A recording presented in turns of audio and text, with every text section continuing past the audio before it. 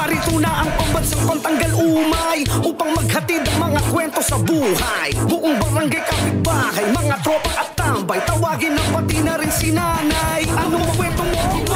Logan na yan, saan ka man naroon? Logan na yan, gusto mong mapanood? Logan na yan, imatlogan na yan, imatlogan na yan, imatlogan na yan.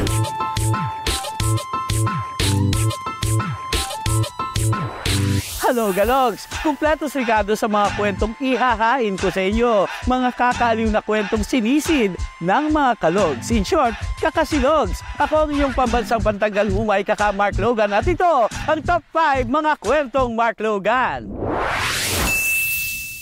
Talaga naman ang Pinas, isa sa bansa na kilala sa mga sayawan na walang kupas. Bida rin ang mga dancer, gaya nila ni Ana, Gary V, at ang G-Force na Power! Pero baka raw siya'y nakakalimutan dahil kung pitik sa sayawan lang naman daw ang usapan, tsak hindi siya papauli sa paka-bulugan. Sample nga, mamaya. Trending ngayon sa TikTok itong si ate na ang kwela at sayaw ay patok na patok. Talaga namang hindi ka mababad trip at sure na sure, ikay mapapa. Hagigit. Meet Cyril Heronda, ang Queen Pitik ng Quezon City.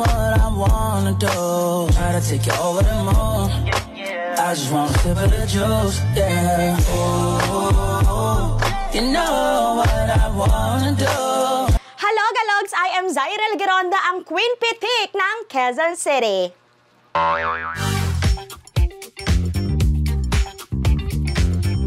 Hindi raw siya dancer, pero sa kanyang mga pitik, bawat galaw at indak, ikay mapapagiling. Sa kanyang kakulitan sa pagsayaw, kanyang mga viewers ay napapa-wow! Milyon ang inaabot na views ng kanyang mga videos dahil sa kanyang mga steps na she really owns. Bali kasi nakita ko yung pag-affiliate kasi dati na talaga akong nagla-live selling sa Facebook. Talaga mga ukay-ukay, ganyan. Talaga hindi ako napipirmi ng walang ginagawa or hindi kumikita. So, nakita ko yung pagti-TikTok affiliate, pinasok ko siya, tinry ko siya. And nakikisabay ako sa mga trend. May isang trend na talagang, dun talaga nakisabay ako at yun na yung nag-boom talaga. Kaya naman hindi na natin sinayang ang pagkakataon. Pinagsample na namin siya ng kanyang moves na baon. Abay, wala siyang hiya. Sige ate, ataw pa. Talagang hindi siya papakabog dahil tinuro rin niya ang kanyang steps na pati katawan kumakalabog. 1, 2, 3, go. Ta, ta, ta. 4. O, game. Simula step 1 ha. 1, 2, 3, go. Na, na, na, na. Na, na, tanan, tanan, tanan. Tan, tan, tan, tan, tan. Yeah. Teacher yourself? Ikaw ba yan? Pati si Pure Energy Gary V, nahiya na sa'yo. Kayod Nina, yan ang sabi niya. Kaya kahit sa bahay, gusto niya kumita. Goal din niya makatulong kay asawa. Kaya sa live selling, sila ay gorang-gora.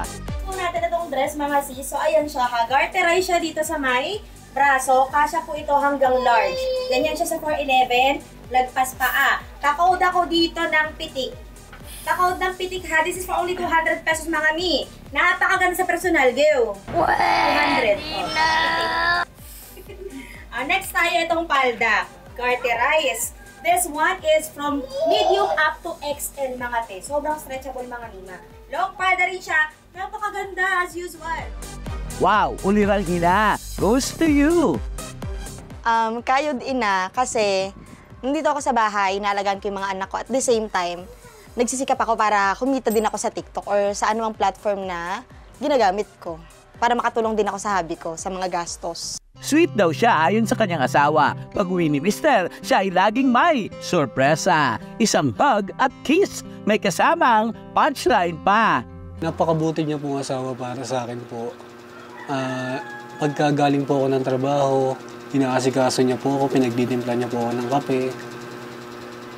Pinaghahain niya po ako ng pagkain kahit pagod din po siya sa maghapon. Sobrang mahal na mahal ko po yan. Asawa ko si Cyril, aka Queen Pitik po. Para kay Cyril, life must go on. Kahit anong pagsubok at dagok, idadaan na lang niya sa kanyang mga TikTok. Kaya naman lahat ay kanyang ginagawa para sa kanyang buong pamilya at mag-aama. Pitik lang daw ng pitik sa pagkayod para ang kanilang buhay daw ay maging good. Walang hula-hula pati boss ang mong kapitbahay, all in kung itataya. For sure, naghabol ka rin sa magtatahong mama. Marinig nga lang ang sigaw na, taho, taho, taho.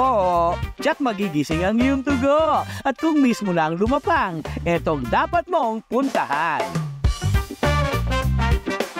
Dumayo kami sa Cartimar Pasay para tikman ang taho na di raw nakakaumay. Sa dami ba naman ang flavor, sabay mahihirapan kang lumubay. Isang mangkok lang naman ang kanilang lalagyan, kaya't no more bitin sa pakiramdam. Ang chika pa nga'y Anli Arnibal daw ang kanilang taho. Shala, ikaw na ang susuko. Sobrang lasa po nitong red beans. And sa halagang 70 pesos, talagang hindi ka pabibitin. Kasi sobrang dami niya na po, ang dami ng serving niya, laki. And yung lasa niya talaga, hindi talaga siya nakakaumay. Kung meron man akong isang pang-describe sa taho nila, hindi talaga nakakaumay. As in, mauubos mo siya ng isang kainan lang po. Iba rin ang trip ng Center Place Cafe na located sa Quezon City.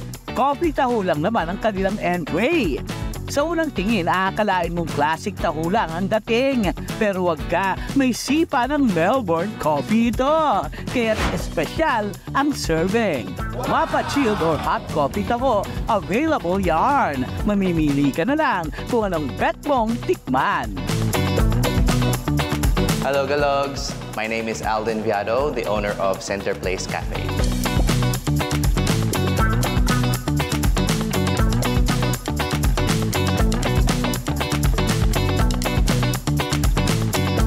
The concept ng Coffee Talk came from bringing coffee from Melbourne and yung iconic food natin na taho into one dish. So the reason why customers come back is kasi unique yung concept.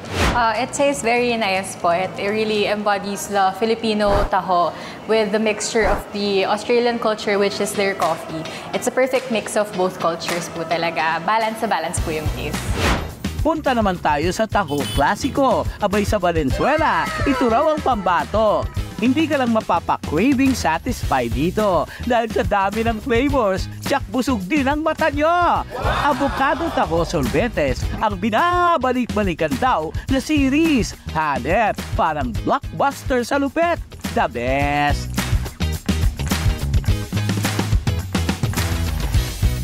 Okay siya for me kasi favorite ko talaga yung matcha.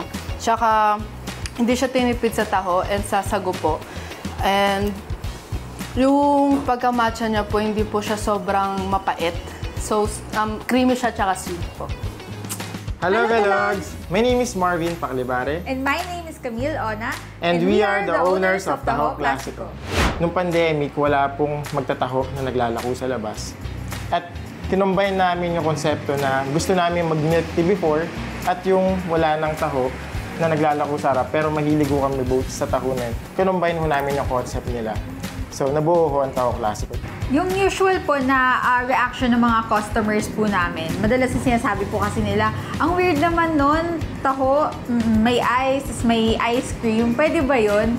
Yun po yung usual na talagang tinatanong po nila sa amin. And then, ina-explain po namin. And once na na-try na po nila, doon po nila na-realize na pwede po palang pagsamahin or pwede din palang magkaroon yung taho ng iba't ibang flavor. Ologalogs, dumayo na titry na ang kanilang flavored taho kung saan no need mo nang maghabol sa naglalako. Let's support local business na very nostalgic ang feels.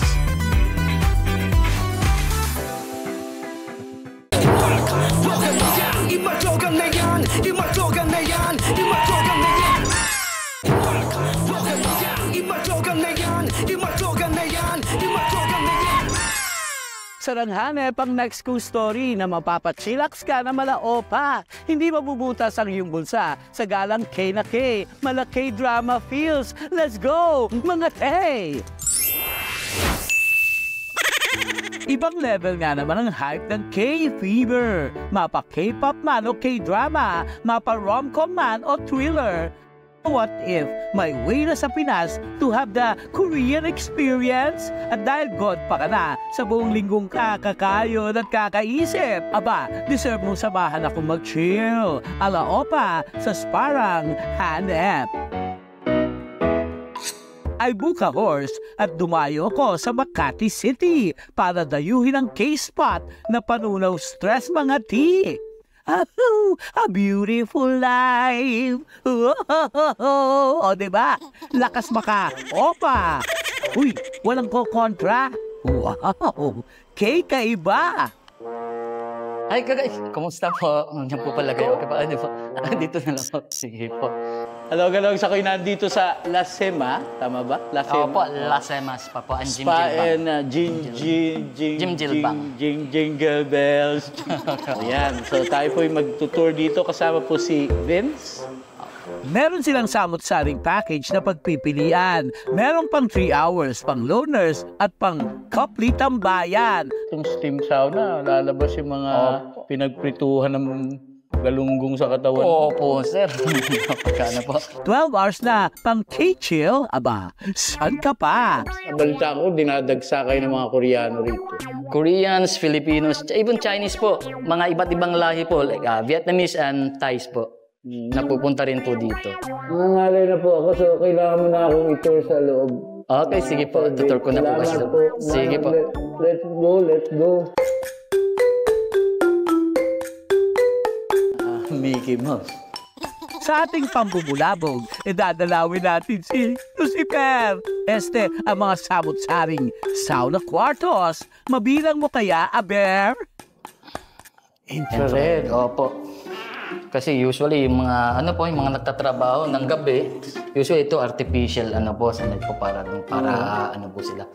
Yung mga hindi nasisikatan ng araw. Ano nito? Anong purpose? Yung mga hindi nasisikatan ng araw po pang po.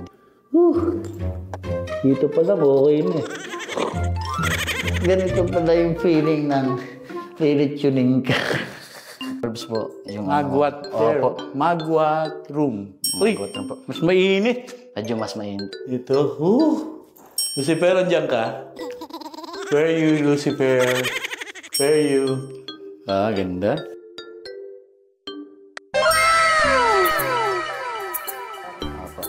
Let's go. Let's go to the next.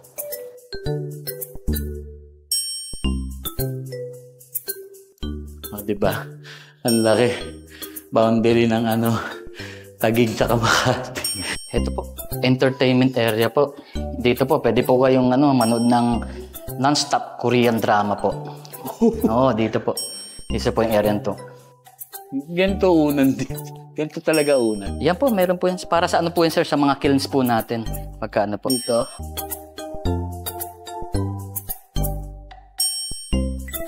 Kasi ito pala piling ng pugon.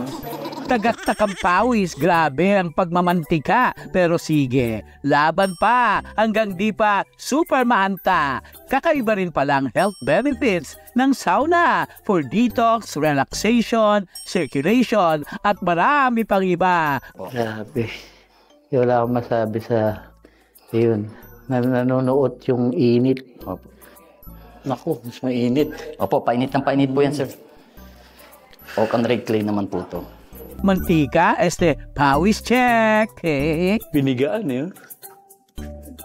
Pangatlo yung pierno na pupunta. Diba yung pierno? Talagang kuweba yun. Ito, 76 yan, sir. Ito po, sir, kahit pa talaga dito, kahit pa 76 po, 2 to 3 minutes pwede nung dito. 76 degrees dito hanggang 78 po. Yung may rack dito, nakikita ba natin? Yan po. Yan hindi siya props bato talaga. Kaya, tulad din ng sakin. Ayoko na umuwi. Tala mo na yan, bigyan mo ng lock. Kaya po to? Try na natin, sir. Pinagsamang si Satanas at Lucifer na rito. Tiwala, my God. 89 po. Ito, litaw na yung sa kabila may rehas pa dito. Talagang... Nag-Zoom meeting kami ni Lucifer sa loob. Sala sa init, sala sa lamig. After tumambay ka sa Malapugon, dito ka naman magsamalamig. Teka, ilalabas ko lang yung Kasim. Nandito sa... Ayun, tamang karaoke lang with my beshi opa. Pasado ba ang pa-concert ng inyong opa, kaka? Everybody's needed, what the singers all are singing in a love song. Yeah, yeah, yeah. Palaruan for kids, pang-workout na bonggang gym. O, baka bet mo ring magdrama ala Suyun Kim. A beautiful life. Oh, it's a beautiful life. He, he, he, oh. Whoa, ang asip. Marami naman silang spot kung bet mo namang bumorlog. Oh, walang hihilig ka, alahok. Sleep tight, logalogs. Matapos ang di mabilang na sauna treatments, time na lumafang. Ouch! Aray! Ang sakit! Relax at solve. Iba rin talaga mag-chill sometimes. Lalo na pag sub-sub sa work, give yourself some time. Ini-invite ko po kayo kung gusto niyo pong maka-experience ng total Korean experience po. Punta lang po kayo sa La Sema. We are located at sa San Antonio Village, Makati City. Kapsabida. At after mag-relax, edi balik laban ulit para refresh logalogs. Pahipahinga ka rin kahit saglit. What an experience! Yan, mga kalogs. Talaga namang super experience po ang ating naranasan dito sa La Sema Spa. And jinjing bang bang, jinjing bang bang. Patok na patok po itong experience kong ito. Inabot na tayo ng madaling araw. Okay? Bye, Logalogs!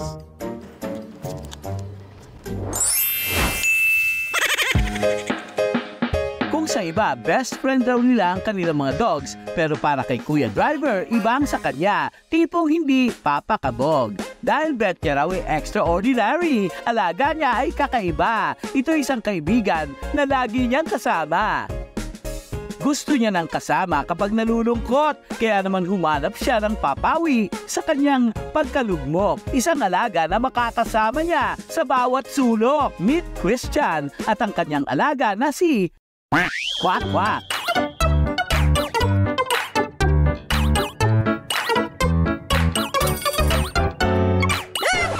O talagang pinag-isipan yung pangalan.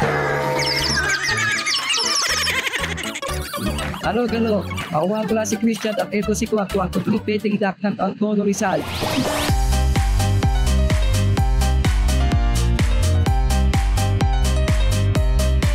Si Bibi kasama sa bawat biyahe, kasama sa bawat hakbang, sa lubak man na kalsada o patag. Sa gabi bumabangon si Kuya, sa bawat biyahe, pagod ay nawawala. Sa gitna ng hirap na araw-araw na may ginagawa, basta lagi raw niya itong kasama. Oh, so sweet! Kasi nakakapagod kasi yung trabaho namin sa pag-graduate. Bali naisip ko na magkaroon ng libangan ba. Actually, madaling araw ako lumalabas ng 5 to 7 a.m. Kaya naisip ko na mag-alaga rin ng itik katulad niya. Bali, 1 week pa lang siguro siya, nabili ko siya. Magpo-4 months na kami magkasama ngayon. Magdamag ko siyang kasama. Yun, nakakawala ng pagod pagka nandi-deliver ako. Yun, maraming natutuwa din kasi sa kanya. Kung akala mo'y artista lang ang pinagkakaguluhan, aba, itong si Kwak Kwak, tiyak kinagigiliwan. Sa mga mall, siya ay sikat dahil sa kanyang kakyutan. Artista yon. Kaliwat kanan ng camera kapag siya ay kumekembot. Namamanghang lahat, pati ang mga bata batibot. Sa kakaibang bonding ng dalawa, hindi sila mapaghiwalay kahit saan magpunta.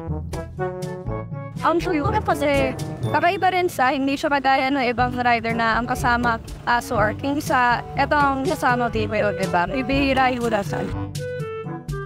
natuwa ako. Kakaiba siya. Very unique and very friendly and so attractive. Yan. Sa bawat order ni Christian ng pudang, sumusunod din sa kanya itong si Kwakwak. Ika nga'y partners in crime na isang core memory and will last in his mind. Sa bawat biyahe, hindi rin niya nakakalimutan ang kanyang mga food essentials upang si Kwakwak hindi mapagod saan man sila mapadpad. Oh, taray! Pero teka, mag-ingat daw dahil baka ikaw ay matuka dahil si Kwakwak ay nai-stress kapag niloloko o sinasaktan ng madla. Kaya request ni Kuya sa mga may alagang hayop gaya ni Kwakwak, respeto sa kanilang ipagkaloob. Maging content tayo, responsible kasi minsan ang mga hayop din kasi may mga damdamin din yan eh. Minsan nakikita ko nga lumuluha yan eh. Kaya nalulungkot din ako pagka yung iba kasi walang pagmamahal sa hayop, di ba? Kasi ang hayop may damdamin yan.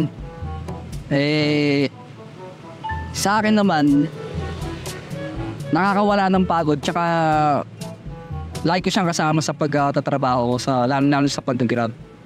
Nawawala talaga yung pagod ko sa kanya. Mahal na mahal daw niya si Kwakwak. Itinuring na rin niya itong parang anak. Pagod niya napapawi, basta raw lagi niya itong kasama at katabi. May message raw si Kwakwak para sa kanyang daddy Christian. Yun ay nawa lagi siyang maging ligtas sa bawat biyahe na kanyang binabagtas at mahal na mahal niya raw ito ng wagas.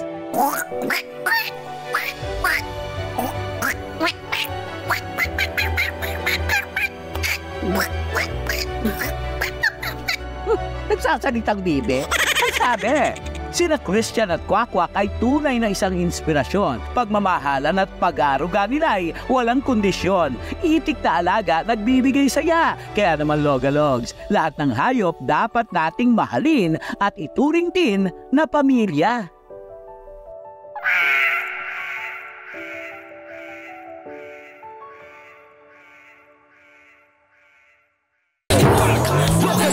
Imadyogan na yan, imadyogan na yan, imadyogan na yan. Imadyogan na yan, imadyogan na yan, imadyogan na yan. Sige, kap-kap, kala mo may hinahanap. Tamang pukpok ng batuta, kala mo naman napakaborta. Impacta! Dahil si Manong Guard, isa palang waklita. Hey, kalog-galog! Ako nga pala si Gerald Contan. Geraldine Sagabe! Ang dancing CQ ng Valenzuela City!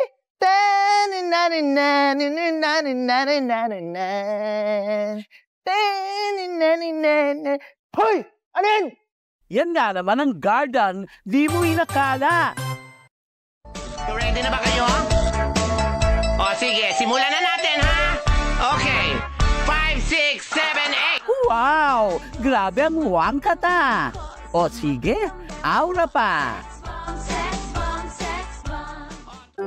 Lumaki sa barbershop ng kanyang daddy, pero di niya raw betsiwa na sumupit ng lalaki. Ang bete mag-rebound sa kasing fresh niyang mga babae. O kaya ay magpaka-bruskong guard dahil sa stable na sahod mga te. Nagulat ako sa kanya nung nakapasok siya na bilang isang security. Bakit sabi ko natanggap yun malambot naman yun. Yan sabi ko sa isip ko. Nung nag-apply ako ng security guard nung una, syempre, di muna ako nagpahalata. Syempre, bawat tayo magpahalata, dapat matikas tayo. Hindi naman nila nahalata, syempre, yung gupit ko, lalaki. Yan, yung mga style ko, panlalaki, kilos ko, panlalaki. Tuwing duty, talagang matikas, tapang at tindig ang armas. Pero pag break time, Geraldine mode ang entrada. Sabay TikTok with giling na napaka-wongga.